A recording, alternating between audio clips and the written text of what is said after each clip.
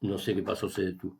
Por lo tanto, para esta problemática ya la deben haber visto bien con Rodrigo, pero quiero que tengan en cuenta el estado de convicción. Siempre son, en autorizaciones del juez, la inmensa mayoría son motivos suficientes y fundados. Y la policía, en caso de extrema urgencia, lo puede hacer sin orden. Que lo puede hacer sin orden no significa que deba tener el mismo, que no deba tener el mismo estado de convicción que el juez. Clámenselo bien a la cabecita. Bien, y por último tenemos el auto de apertura de investigación, perdón, eh, la decisión del Ministerio Público Fiscal de iniciar una investigación preparatoria. Artículo 274. Todos estos estados de convicción, como presupuesto de actos procesales del Ministerio Público y de los jueces, corresponden hasta ahora a la etapa preparatoria. Vamos al 274, que es la apertura de la investigación preparatoria, la AIP. Allí que vuelve a utilizar el mismo, elemento suficiente. ¿Por qué? Fíjense que este es el cartabón, elemento suficiente, salvo, recuerden muy bien, en el 181 para la interceptación de las comunicaciones. Ahí ya habla de fundada sospecha, parecería que es un poquito más, y fundamentalmente dice cuando resultare imprescindible, es decir, última ratio. Bueno, salvo este caso, la investigación preparatoria, el 274, establece también entonces la misma terminología, elementos suficientes. Dice, cuando existan elementos suficientes, el fiscal dispondrá la apertura de la investigación preparatoria del juicio, formato de un legajo, donde se hace constar, bueno, estos son los elementos del acto procesal de la apertura de la investigación preparatoria.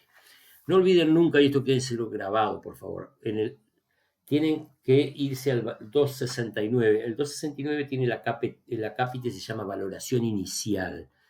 ¿Qué significa esto?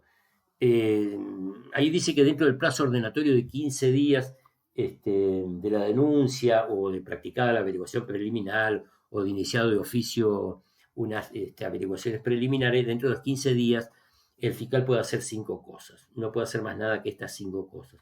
En realidad estos 15 días, como dice el mismo código, no tiene sanción, es un plazo simplemente ordenatorio, como faro, como cartabón de comparación, pero no es término perentorio, está utilizado como no perentorio, es decir, que no tiene sanción de caducidad, o si no se ejerció una facultad o un derecho dentro de ese tiempo, caduca.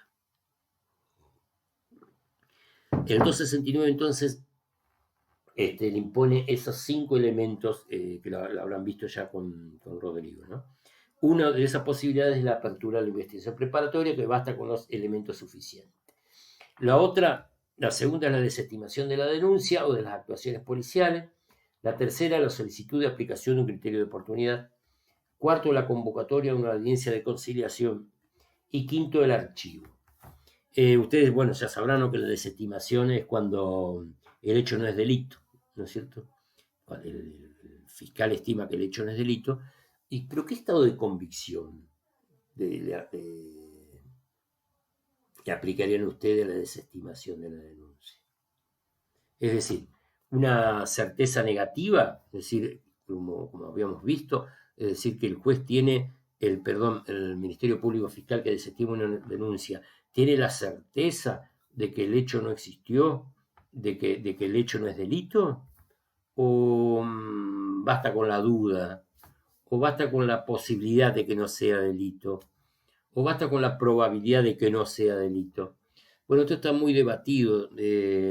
Recuerden de todas formas que tanto la desestimación de la denuncia como el archivo, que el archivo cuando los casos de NN, cuando no se pueda individualizar a los autores, o es manifiesta la imposibilidad de reunir elementos de convicción, porque pasó mucho tiempo, porque por el mismo, salvo que haya prescripto, obviamente, si bien no prescribió la acción, ha pasado, de acuerdo al hecho, pasó demasiado tiempo, se hacen los rastros, testigos, en fin, eso se evaluará, se archiva. Si en ambos casos se archivo de desestimación de la denuncia, recuerden que adquiere cosa juzgada formal. ¿Qué significa cosa juzgada formal? Que se puede volver a reabrir, es decir, no hace cosa juzgada material. Por lo tanto, el ne bis in idem no se aplica en ese caso. Si yo soy imputado, me desestiman una denuncia, o yo soy imputado y me la archivan por imposibilidad manifiesta de reunir elementos de convicción o porque no me habían identificado todavía, sí se puede reabrir la investigación o se puede, como dice la desestimación de la denuncia, no impide la presentación de una nueva denuncia, pero sobre base de elementos distintos, obviamente, ¿no? Entonces está discutido, es decir, la desestimación de la denuncia. ¿Qué está? Parecería que la falta de sospecha, tal como venimos analizando y aplicando el recurso del pensamiento analógico, no la analogía, porque penal no. Bueno, recuerden que la analogía va a estar permitida únicamente para cuando favorece al imputado. Bueno, en este caso podemos decir entonces que la desestimación de la denuncia podría caber en los casos, obviamente, de certeza negativa, sin duda alguna, pero también en los casos de probabilidad negativa, es decir, que los elementos de cargo sean superiores a los de descargo, y también en los casos de sospecha o posibilidad, es decir, que falta de sospecha o posibilidad. Parecería que la desestimación del archivo es una de las la mejor interpretación desde mi punto de vista. Para solicitar un criterio de oportunidad, que es el caso del 3 y el 4, o la convocatoria de una audiencia de conciliación, nos vamos al artículo 44 de nuestro Código Penal para averiguar qué estado de convicción requerirá nuestra ley para sobre los 5 casos que establece el Código respecto como supuestos fácticos de estos de criterio de oportunidad. Esto también seguramente ya lo habrán visto con el doctor Pérez Galimberti, pero vamos, me quiero detener como en los otros casos, pues, ¿cuál es el estado de convicción que corresponde en todos estos casos? Es decir, se puede en cualquier hay una denuncia y tiene que tener por lo menos una sospecha o posibilidad de que el hecho existe y que el autor es el imputado para prescindir de la persecución penal. Por lo menos, lo mínimo. Es lo mismo que, pues recuerde que cuando el Ministerio Público Fiscal pide que se aplique, quiere prescindir de la persecución penal por la existencia de una causa legal de que se conoce como criterios de oportunidad, puede perfectamente disponer la apertura de la investigación preparatoria. Por lo tanto, son exactamente la misma, del mismo estado de convicción, ¿no? Basta con la simple sospecha o posibilidad. Ese es el argumento entonces de por qué los criterios de oportunidad bastaría con ese estado, ¿no? Porque estamos hablando entonces del inicio, desde la etapa preparatoria, antes de que se inicie, de que el fiscal decida, decida la apertura de la investigación preparatoria. Para la conciliación exactamente lo mismo, porque puede seguir esa vía.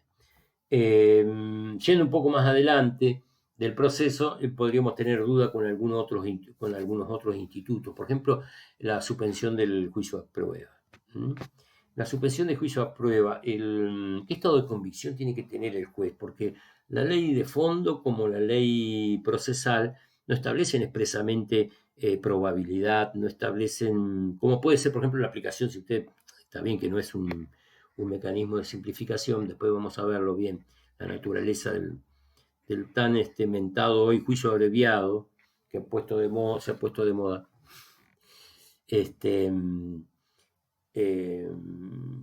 El estado de convicción para otorgar una suspensión de juicio a prueba tiene que ser, desde mi punto de vista, yo lo he resuelto varias veces así cuando era juez de instrucción, tiene que ser mínimamente la probabilidad.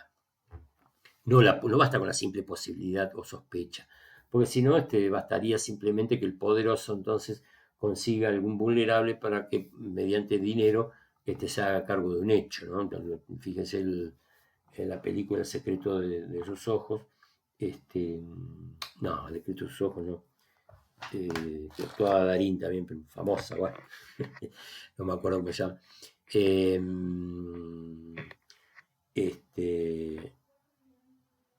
Ahí el hijo de una familia rica había tenido un accidente automovilístico manejando borracho y mató a una persona. Disparó, se fugó y fue a la casa. Bueno, pues se descubre todo y entonces lo convencen a dejar dinero para que se haga cargo, como que él iba manejando. Es decir, no es ningún caso de gabinete, puede perfectamente pasar. Por lo tanto, mínimamente tiene que haber, para el estado de convicción del avance, tiene que tener un cierto avance y algún estado de convicción. Y para mí basta con la probabilidad positiva. Obviamente no podemos exigir certeza en la preparatoria, ni recuerden que los criterios cómo se pueden aplicar en la suspensión de juicio a prueba, inclusive está discutido constitucionalmente, se puede hacer algunos hasta en la Corte Suprema de Justicia de la Nación, porque es un derecho del imputado y no es ningún beneficio. De todas formas, esto tienen que tenerlo muy claro, tienen que exigir siempre probabilidad positiva, ¿sí? En cuanto a que el hecho existe y el imputado es su autor para respecto de la suspensión de juicio a prueba. Respecto de los casos de conciliación y reparación, si cumplen con las reglas, van a ser sobreseídos, así que algunos opinan, igual que suspensión de juicio a prueba, ¿no? Algunos opinan que en realidad no debemos ser tan ¿cómo es? Tan firmes y exigentes en cuanto al estado de convicción de estos tres institutos.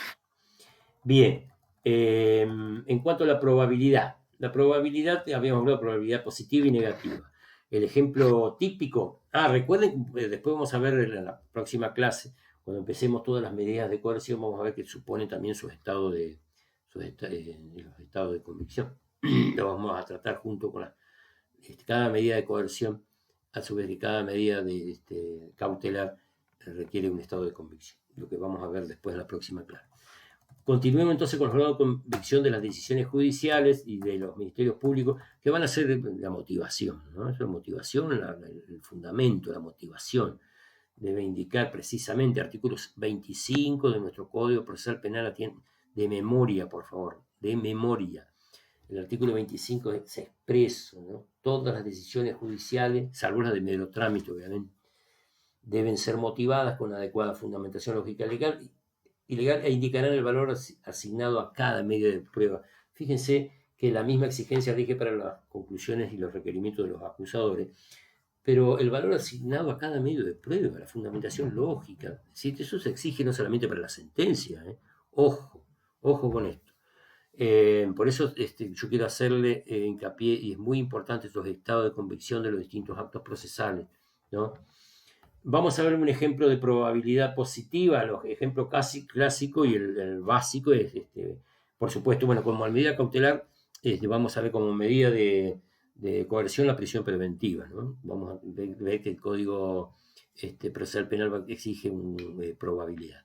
Pero estamos viendo acá aquellos estados de convicción que se corresponden no con las medidas sino con otros actos procesales. En primer lugar, la acusación. El 291 de nuestro Código Civil establece, no dice, como decía antes para el requerimiento de elevación a juicio, cuando el juez estimare probable, ya aplicamos lo que es probabilidad, estimare probable la existencia del hecho o que el imputado es su autor, acusará. No decía así, pero decía que pondrá el requerimiento de elevación a juicio. La acusación en esencia es lo mismo, ¿no? El Ministerio Público Fiscal está pidiendo que se eleve a juicio. Sin embargo, no es automático, vamos a ver que hay una etapa intermedia que con la acusación se termina la preparatoria, inmediatamente con el mismo acto empieza la intermedia, y ahí se inicia una nueva etapa que se llama conclusión, etapa intermedia, donde perdón, no sé lo que estoy tocando, como es táctil mi pantalla, es nueva, por eso estoy aprendiendo.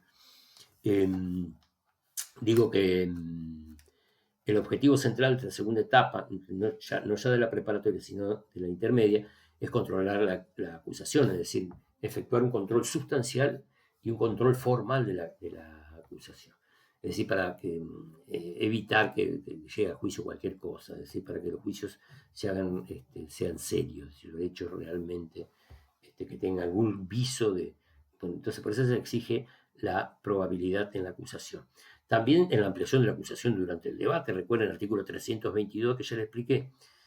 ¿Qué otro acto procesal? El auto de apertura de juicio oral. Es decir, en la etapa intermedia, recuerden que se lleva a cabo una audiencia, la del 295, uno de los artículos más largos del código, se llama audiencia preliminar. Ahí en esa audiencia precisamente se controla formal y sustancialmente la acusación.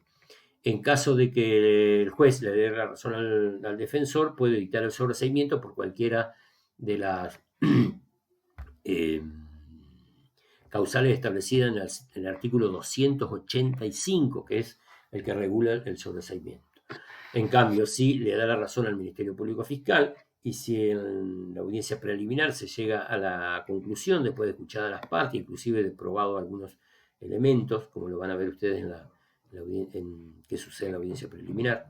Ahí en la audiencia preliminar, entonces, va a tener que decidir a su término el juez si sobresee, artículo 285 por la causa de o 298, esto es, eleva a juicio, auto de apertura de juicio oral se llama, artículo 298, en el inciso segundo del auto de apertura de juicio oral, el 298 textualmente establece que al término de la audiencia, el juez penal dicta el auto de apertura de juicio y la resolución debe contener, inciso segundo, la descripción de los hechos de la acusación por los cuales se autoriza la apertura del juicio y la calificación jurídica. Fíjense qué importante, entonces, porque el objeto del juicio va a quedar, si bien lo fija la acusación, una vez hecho el control en la audiencia preliminar del 295, puede ser que el Ministerio Público, perdón, el juez, le quite alguno de esos hechos.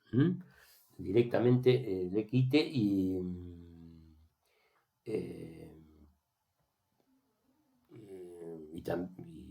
eleve a juicio por alguno de los hechos acusados. Obviamente no por cualquier hecho, siempre tiene que estar contenido en la acusación. Además, recuerden, por la congruencia, los hechos de la acusación tienen que tener congruencia con los hechos intimados del imputado, y por los cuales se le dio la posibilidad del derecho a ser oído y controlado. Bien, todo lo que ya vimos en el derecho de defensa en juicio. Probabilidad positiva. Probabilidad negativa, habíamos hablado, uno de los ejemplos, cuando se da en la desestimación, seguro, la 270. Y los casos del 285. ¿Cuáles son los casos del 285? Los 285, vuelvo a repetir, son los casos de sobreseimiento. Los casos de sobreseimiento de nuestro código lo establece en el artículo 185 en 8 incisos, ¿no? El 7 u 8 no hay ningún problema, tiene que haber certeza positiva. Es decir, 285, el inciso séptimo y 8, se necesita entonces ¿cómo es? La existencia de elementos la certeza negativa, palmaria, el palmario predominio de elementos de descargo sobre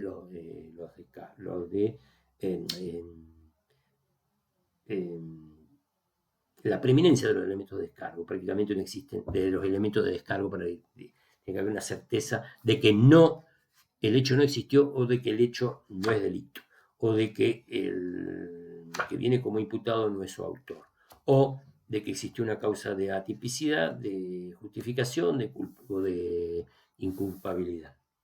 o que la acción penal se extinguió. Del 1 al 5, entonces, todos los casos de... recuerda, entonces, son 8 casos los del sobreseimiento. El inciso séptimo y el 8 requieren la certeza negativa, ¿no? Sin duda, algo decir, si transcurrió el plazo máximo de duración de la preparatoria, que son 6 meses en principio, por ejemplo. Aquí no es muy difícil, tiene que haber una certeza de que no existió más plazo que ese, o la certeza positiva de que existió ese plazo, como ustedes quieran, es lo mismo. En los primeros 5 incisos, entonces, lo que se requiere es el sobreseimiento procesal si el hecho no se cometió, si el hecho no es autor, si el hecho no se adecua, es decir, casos de certeza negativa. Hay una certeza negativa en cuanto a que hay todos elementos de que todo esto no existió, ¿no? Yo siempre digo, lo pueden ver al revés. Por ejemplo, si medio una causa de justificación, si ¿qué sucede si el juez está en duda? Porque yo vengo diciendo todo lo que dice la doctrina no dominante. Para los casos de sobreseimiento basta con la certeza negativa.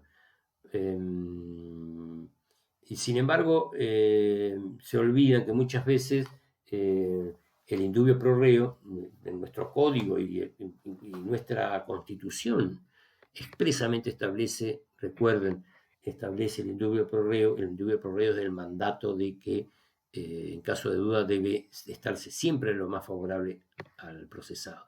Y esto sucede en caso de en cualquier instancia y grado de proceso. Por lo tanto, si yo termino la preliminar, por ejemplo, y soy juez de la preliminar, y yo tengo dudas, ¿qué sucede si yo tengo dudas? Si yo tengo dudas sobre si existió o no existió legítima defensa, sobre si existió o no existió estado de necesidad, o si tengo dudas por alguna interpretación, por el paso de los elementos de cargo, si tengo duda, si no es... siempre que sea sobre los hechos, ¿no? Porque cuando la interpretación más favorable se aplica respecto de los hechos. Respecto del derecho existe otra, no se llama indubio pro reo, se llama máxima interpretación restrictiva. O aplicamos entonces el artículo 31, recuerda, para el derecho, estamos hablando, aplicamos el artículo 31 que nos dice: todas las normas que coartan la libertad personal, limitan el ejercicio de los derechos del imputado o establezcan sanciones procesales, se interpretarán restrictivamente. La analogía solo es permitida en cuanto favorezca la libertad o el ejercicio de sus derechos y facultades. El artículo 31 básico para el indubio pro reo, pero aplicado al derecho, no a los hechos. El indubio pro reo aplicado a los hechos, artículo 28. En caso de duda, se estará siempre lo que sea más favorable para el imputado en cualquier instancia y grado del proceso. De todas maneras, sea hecho o derecho, yo tengo duda en cuanto a existencia o inexistencia de un hecho. Si lo favorece al imputado, la existencia o la inexistencia no interesa, siempre debe estarse a lo más favorable. Y en cuanto al derecho, artículo 31. Bien, entonces, recuerden bien los casos de sobreseimiento. En el 285 tenemos un caso típico, fíjense el inciso sexto, que me quedó colgado acá. Dice: si no existe razonablemente la posibilidad de incorporar nuevos elementos de prueba, ni fundamentos para requerir la apertura a juicio. Entonces le corresponde directamente, si vos no tenés fundamento para requerir la apertura a juicio, el Ministerio Público Fiscal tiene que pedir el sobreseimiento. Es decir, antes de la acusación estoy hablando. Todos estos casos de sobreseimiento, si se dan durante la etapa preparatoria y se le otorgó el derecho a ser oído al imputado, corresponde sobreseerlo, no es necesario que lleguemos hasta la etapa preliminar. Si no existe razonablemente la posibilidad de incorporar nuevos elementos de prueba ni fundamentos para requerir la apertura a juicio, corresponde al sobreseimiento. Pero ese estado de convicción, eh, fíjense, habla de razonablemente la posibilidad. Es mucho menor que una certeza, ¿no? Ya es, hay si se quiere usted, una duda.